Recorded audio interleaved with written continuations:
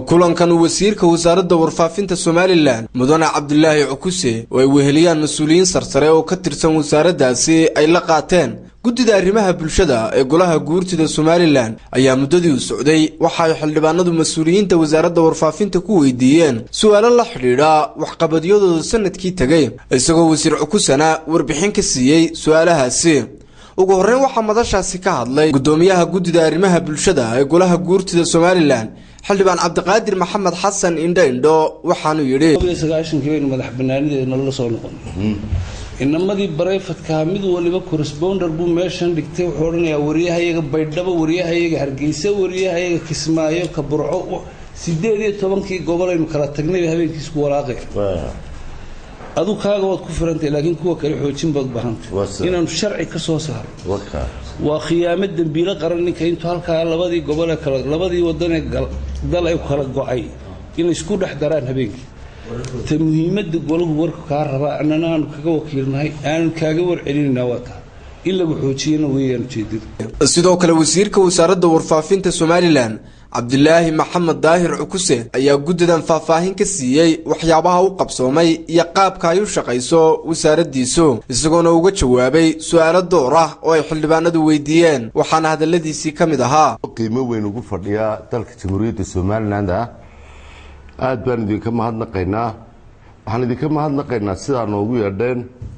ee u dooraysaan bar waxaan ummadda ugu toosanahay inay wax ka ogaataan waxaanu nahay anagu wasaaradda warfaafinta wacyigelinta iyo dhaqanka waxaanu idin haynaa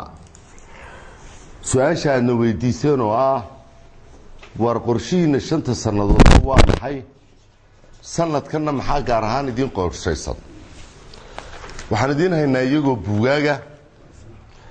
5 sanadood ee wasaaradda wixii u qorshaysan 5 sanadood soo socda ayaan haynaa buuga sanadkan oo qurana waa haynaa waxqabadkeedii oo filma ahna waanu haynaa waxqabadkii dalka oo dhan anaga mas'uuliyad baaba naga saaran inaanu baahino TV-yada waa ka daawataa xilka iyagu ma aha warfaafintaas oo kaliya ee dawladda waliba waxaanu xilaan toos ahayn iyagana ku leenahay saxaafadda madaxa bannaan marka ururada saxaafadda madaxa bannaan iyo dhaqanka saxaafadda madaxa bannaan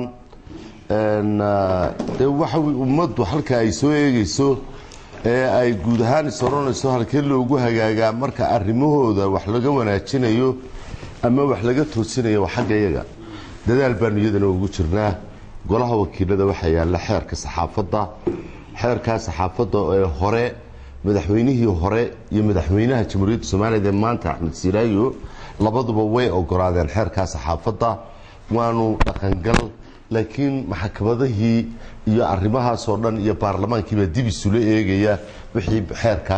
ka laga toosinayo ma aha xeer cusub oo la sameeyo waa xeerka hore oo amendment lagu sameeyo waxa wax ka tari lahaa xeerarkaasi golayaashiina gacanta ku haya annaga waxaan la dhiirigelisaan in golihiina guurtiduna wax ka yiraahdaan xeerka golaha wakiilada yaalaana 4 sanadood buu hor yaalaaya uu soo baxay bal mar uu soo baxay taas waa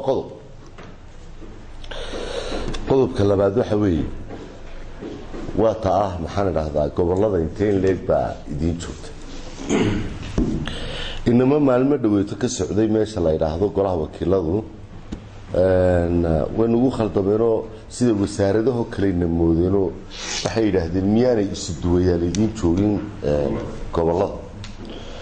maxaa isu duwa sidii wasaaradda maaliyadda oo doonaysa meeshii 10 qof joogaan bay inay qof dhigato si cashuur loo ururiyana wayna moodeen malasaas oo kalena marka anagu meel yeelanay anagu waxaan leenahay wakiilo waxaan leenahay reportero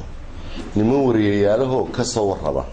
marka intii isku aag joogtaba mid baa madaxa wariyaashaas noqda marka 13 gobol ee ugu waaweyn 14 gobol ee ugu waaweyn 14 gobol boqolkiiba 90 way noo joogan min degmooyin baan ku xisaabtanaa inta badan gobolba kuma xisaabtanaa marka degmooyinka density population